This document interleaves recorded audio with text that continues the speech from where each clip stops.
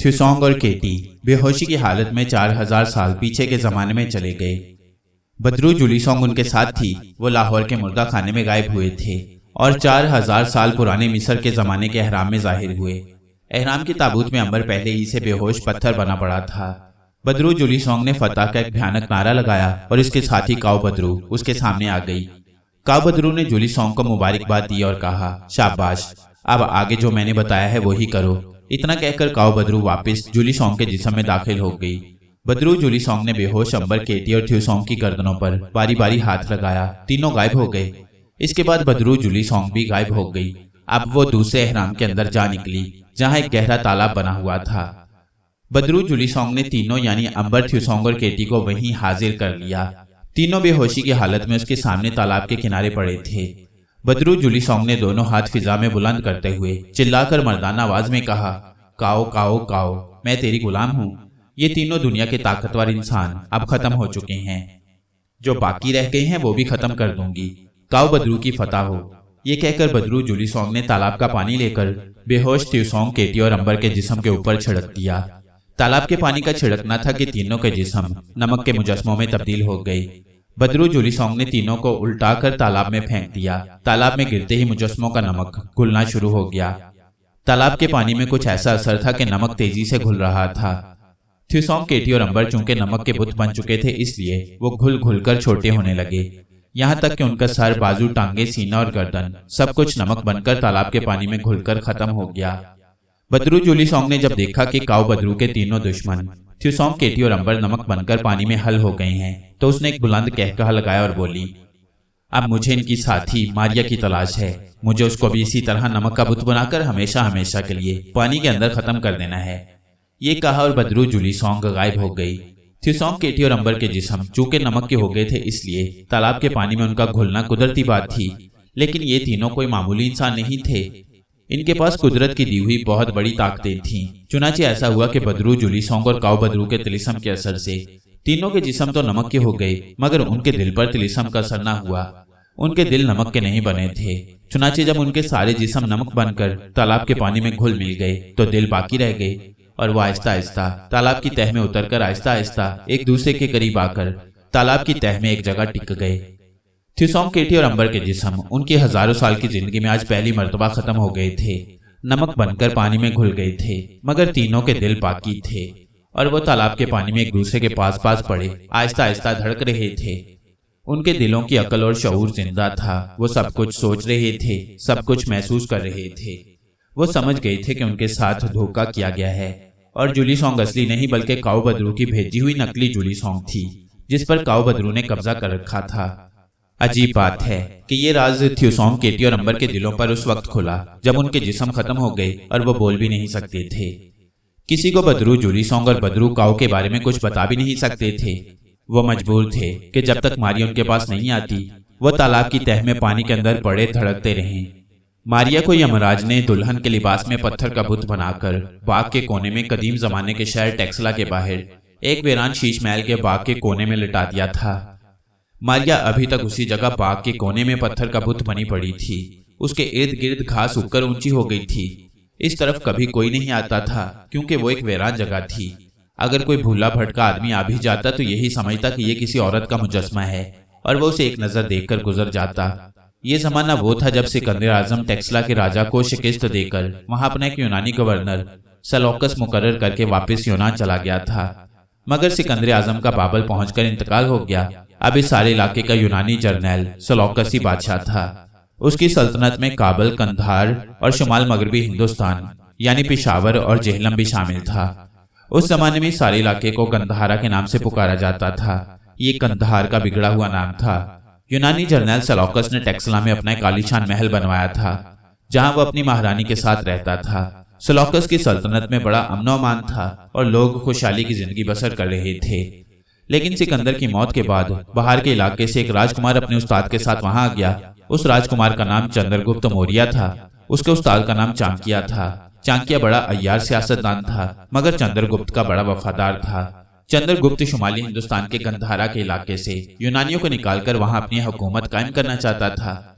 सिकंदर आजम की मौत के बाद कंधारा के इलाके में बेचैनी सी फैल गई। लोग भी चाहते थे कि ये जो दूसरे मुल्क यूनान से आकर उन पर हुकूमत कर रहे हैं उनको यहाँ से निकाल दिया जाए और हम अपनी हुकूमत कायम करें। चंद्रगुप्त ने लोगों को यूनानियों के खिलाफ बगावत पर उकसाना शुरू कर दिया और ये उस इलाके के लोगों का हक भी था, क्योंकि किसी भी मुल्क को ये हक नहीं पहुंचता कि वो हजारों मील दूर से आकर किसी दूसरे मुल्क पर कब्जा कर ले। मारिया को पत्थर की दुल्हन बने दूसरा महीना जा रहा था कि टेक्सला में भी लोगों ने चंद्रगुप्त मौर्य के साथ मिलकर बगावतें शुरू कर दी। यूनानी जर्नैल सेलौकस ने इंतजामात सख्त कर दिए और जिसको वो बगावत के शुबे में पकड़ता उसे बाजार में फांसी पर चढ़ा दिया जाता और लाश शहर के दरवाजे में लटका दी जाती ताकि दूसरों को इबरत हासिल हो। मगर इससे लोगों में यूनानियों के खिलाफ नफरत बढ़ गई और जगह जगह यूनानियों को कत्ल किया जाने लगा। टेक्सला में कई यूनानी खानदान आकर आबाद हो गए थे। टेक्सला शहर के बाहर वीरान शीश महल के पास एक नौजवान यूनानी बुत तराश रहता था। वो अकेला ही रहता था। उसे हिंदुस्तान में गौतम बुद्ध के मजहब की मोहब्बत खींच लाई थी। उसे गौतम बुद्ध का मजहब बड़ा पसंद था, जिसमें हर एक से प्यार मोहब्बत करना सिखाया जाता था। इस यूनानी नौजवान का नाम फिलिप था। फिलिप की आंखें नीली थीं। वो बड़ा नेक दिल, शरीफ और खूबसूरत नौजवान था। वो पहाड़ों से पत्थर लाकर उनको तराशता और उनके छोटे छोटे गौतम बुद्ध के बुत बनाकर फरोख्त करके रोजी कमाता। फिलिप का एक गुरु भी था जिसका नाम विशाल था। विशाल गौतम बुद्ध का चेला था और टेक्सला के बाहर एक पहाड़ी में रहकर खुदा की इबादत करता था। फिलिप ने विशाल को अपना गुरु बना लिया था और दिन में एक बार अपने गुरु विशाल की खिदमत में हाजिर होकर उसकी अच्छी अच्छी बातें जरूर सुनता। यूनानी बुत तराश फिलिप का एक रोज शीश महल की तरफ से गुजर हुआ। पहले वो कभी इस तरफ नहीं आया था। उस रोज फिलिप को आग जलाने के लिए लकड़ियों की जरूरत पड़ी तो वो इस ख्याल से वीरान शीश महल के बाग में आ गया कि यहाँ से कुछ सूखी लकड़ियां जमा करके ले जाएगा। शीश महल के बाग में वो इधर उधर गिरी पड़ी सूखी लकड़ियां जमा कर रहा था कि अचानक उसकी नजर मारिया के मुजस्मे पर पड़ गई। मारिया का मुजस्मा घास के अंदर जमीन पर लेटा हुआ था। फिलिप ने मुजस्मे को देखा तो हैरान होकर रह गया कि इतनी खूबसूरत दुल्हन का मुजस्मा यहाँ किसने बनाकर रख दिया है। मुजस्मा इस कदर मुकम्मल था कि लगता था जिंदा है। फिलिप खुद भी मुजस्मे बनाता था। वो बेख्तियार होकर मारिया के मुजस्मे को तकने लगा। मारिया की आंखें नीली और बाल सुनहरी थे। फिलिप को ये आंखें और बाल बिल्कुल यूनानियों जैसे लगे, क्योंकि यूनान में नीली आंखें और सुनहरी बाल आम होती हैं।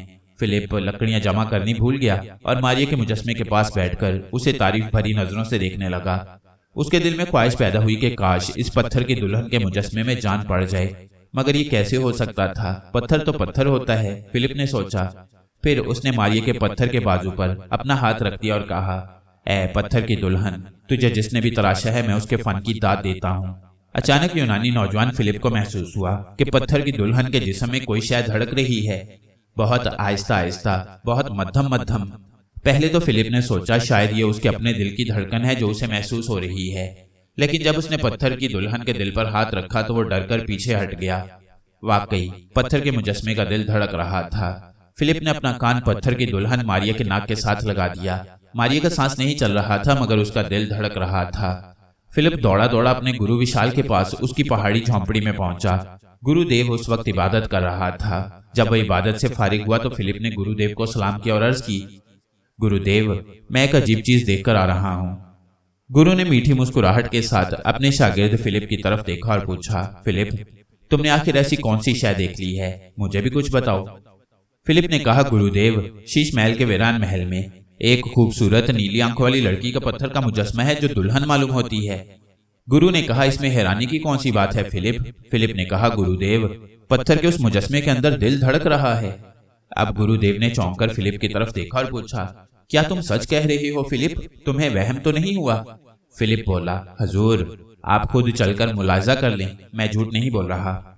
गुरुदेव उसी वक्त फिलिप के साथ शीश महल के बाग में आ गया। गुरुदेव ने मारिया के पत्थर की दुल्हन का मुजस्मा देखा जो घास में लेटा हुआ था। गुरुदेव ने मारिया के पत्थर के सीने पर हाथ रखा तो उसकी आंखों में एक अजीब सी चमक आ गई। उसने आसमान की तरफ देखा और कहा, ऐ खुदा, ये तेरी शान है। फिलिप बोला, गुरुदेव, मैंने कहा था कि इस मुजस्मे का दिल धड़कता है, मगर गुरुदेव, ये कैसे हो गया? इसका मतलब है कि ये मुजस्मा जिंदा है। गुरुदेव ने मारिया के पत्थर के माथे पर हाथ रखा, फिर उसकी नीली आंखों में गौर से देखा। गुरुदेव एक नेक, परहेजगार और खुदा की इबादत करने वाला आदमी था। उसने कभी किसी बुत की पूजा नहीं की थी, इसलिए खुदा ने उसके दिल में रोशनी पैदा कर दी थी। उसने अपनी आंखें बंद कर ली, थोड़ी देर तक आंखें बंद रखी, फिर आंखें खोलकर फिलिप की तरफ देखा और बोला, फिलिप, मेरे बेटे, ये पत्थर का मुजस्मा नहीं है, बल्कि इसे जिंदा औरत से पत्थर बना दिया गया है। अब तो फिलिप की आंखें खुली की खुली रह गईं। कहने लगा, गुरुदेव ये आप क्या फरमा रही हैं? गुरुदेव ने कहा, हाँ मेरे बच्चे, इस औरत को किसी ने तिलिस्म करके इसको औरत से पत्थर का बुत बना दिया है। फिलिप ने गुरुदेव के आगे हाथ जोड़ दिया और बोला, हजूर खुदा के वास्ते इस औरत को फिर से जिंदा कर दीजिए। ये बड़ा जुल्म है कि इतनी खूबसूरत और मासूम शक्ल वाली लड़की को पत्थर का बुत बना दिया जाए। मैं आपके आगे हाथ जोड़ता हूँ, आप खुदा के नेक बंदे हैं। खुदा से दुआ कीजिए कि वो अपनी ताकत से इस औरत को फिर से जिंदा कर दे। गुरुदेव ने कहा, मैं खुदा से जरूर दुआ करूंगा और ये काम सिवाय खुदा के दूसरा कोई नहीं कर सकता। लेकिन मैं ये भी नहीं चाहता कि यहाँ से ये बुत हम उठाकर अपने साथ ले जाएं, क्योंकि ये शीश महल की जायदाद है।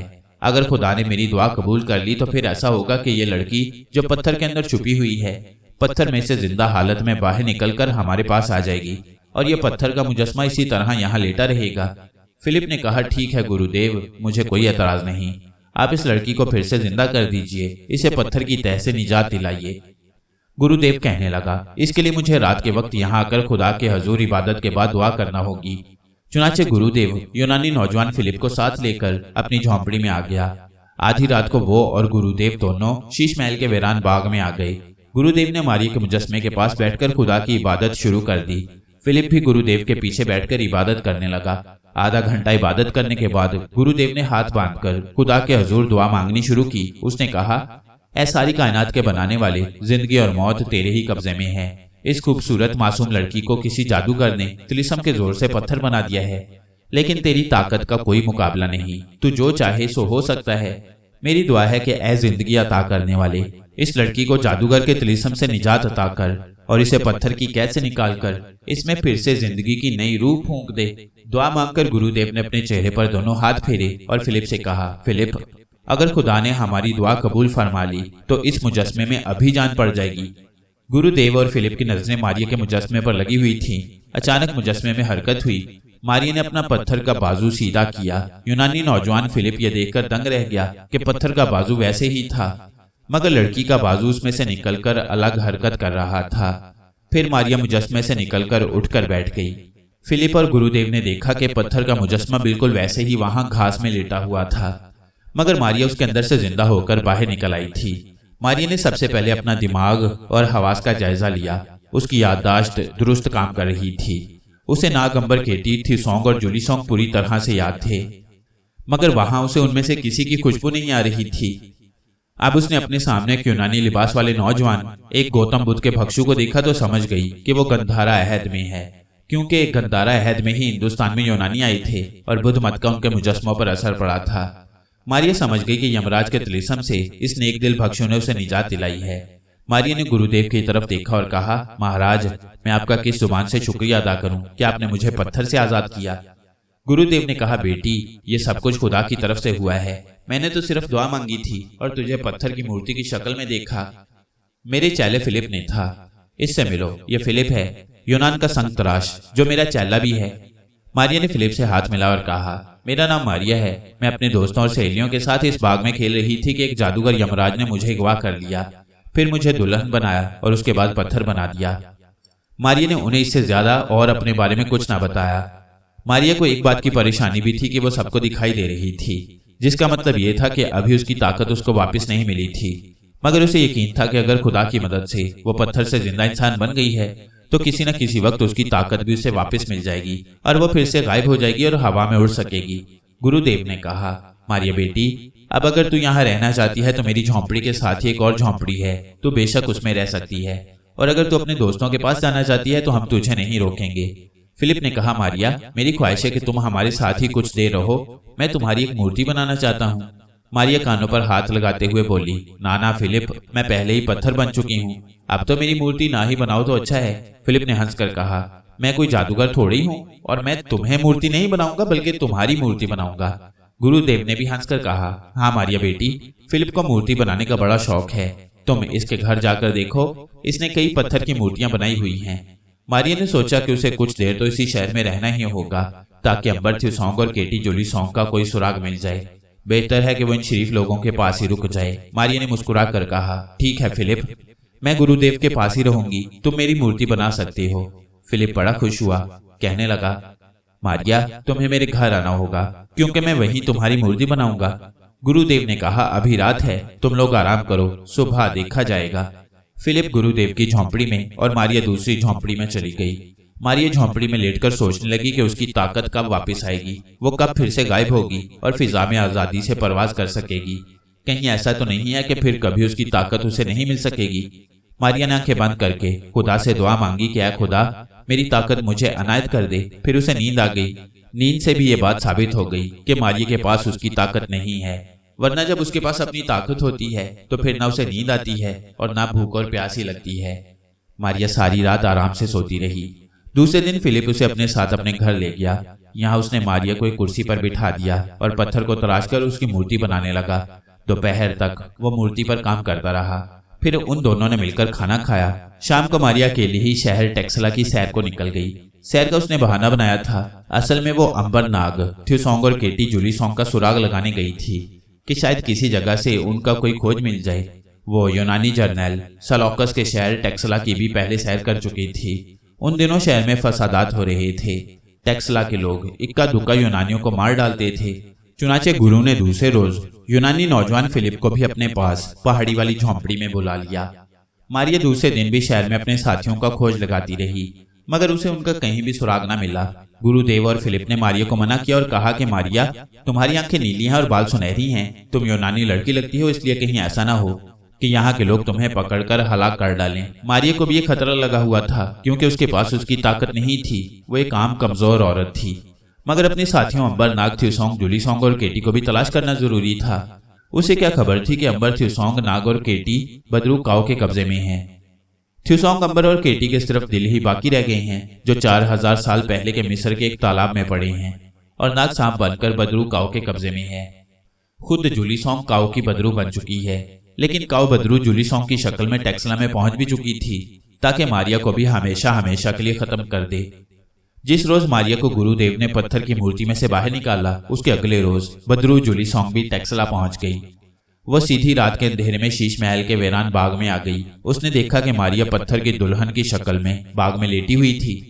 बदरू जुलीसोंग और काओ बदरू को यह ना पता चल सका कि मारिया की मूर्ति सिर्फ मूर्ति ही है, उसके अंदर से मारिया जा चुकी है। बदरू काओ ने बदरू जुलीसोंग से कहा, काओ काओ काओ, जुलीसोंग, तू मारिया की मूर्ति के आगे बैठकर मंत्र पढ़ना शुरू कर। तुझे 2 रातें यहाँ बैठकर मंत्र पढ़ने होंगे, उसके बाद मारिया में जान पड़ जाएगी। फिर नाग सांप को हुक्म देना कि तुम्हारे पेट से निकलकर मारिया को डस ले, उसके बाद मारिया का किस्सा भी हमेशा के लिए खत्म हो जाएगा। बदरू जुलीसोंग ने कहा, काओ काओ, ऐसा ही होगा अजीम बदरू। बदरू जुलीसोंग मारिया के पत्थर की मूर्ति के आगे बैठ गई और उसने मंत्र पढ़ना शुरू कर दिए। सारी रात वो मंत्र पढ़ती रही। जब दिन निकला तो बदरू जुलीसोंग वीरान शीश महल के कोने में छुप गई। जब रात हुई तो वो फिर मारिया की मूर्ति के सामने बैठकर मंत्र पढ़ने लगी। सारी रात मंत्र पढ़ते गुजर गई। जब सुबह होने लगी तो बदरू जुलीसोंग ने मारिया की मूर्ति पर आखिरी बार 4 बार फूंका और फिर हुक्म दिया, ऐ मारिया की बदरू, तू जिंदा हो जा, मैं तुझे जिंदा होने का हुक्म देती हूँ। बदरू जुलीसोंग के हुक्म का असर न हुआ। असर होता भी कैसे, क्योंकि वो तो महज पत्थर की मूर्ति थी। उसके अंदर जो मारिया थी वो तो निकल कर जा चुकी थी। बदरू जुलीसोंग ने पहले तो ये समझा कि उसने ठीक तरह से मंत्र पढ़कर नहीं फूंका। चुनाचे उसने 1 बार बल्कि 3 बार मंत्र पढ़कर मारिया की मूर्ति पर फूंका, मगर मूर्ति पर कोई असर ना हुआ और वह वैसे की वैसी पत्थर की बनी रही। अब तो बदरू जुलीसोंग परेशान हो गई। उसने चीख मारकर बदरू काओ को बुला लिया। काओ बदरू ने सारे मंत्र आजमा लिए, मगर मूर्ति वैसे ही पत्थर की मूर्ति रही। काओ बदरू ने हाथ मारिया की मूर्ति के सीने पर रखा और चौंक कर पीछे हट गई। फिर उसके हलक से एक चीख निकल गई। उसने अपने सर के बालों को अंदर से झटका दिया और बदरू जुलीसोंग से कहा, जुलीसोंग, मारिया मूर्ति में से फरार हो चुकी है। बदरू जुलीसोंग भी सकते में आ गई। ये कैसे हो गया अजीम काओ बदरू? बदरू जुली ने पूछा। बदरू काओ ने मर्दाना आवाज में कहा, मारिया इसी शहर में है, वो हमसे बचकर नहीं जा सकती, हम उसे अपने कब्जे में करके रहेंगे। तुम शहर में उसको तलाश करो क्योंकि तुम उसकी सहेली हो। बदरू जुलीसोंग टेक्सला शहर में मारिया की तलाश में निकल पड़ी। आगे क्या हुआ ये जानिए इस सीरीज की अगली कहानी में।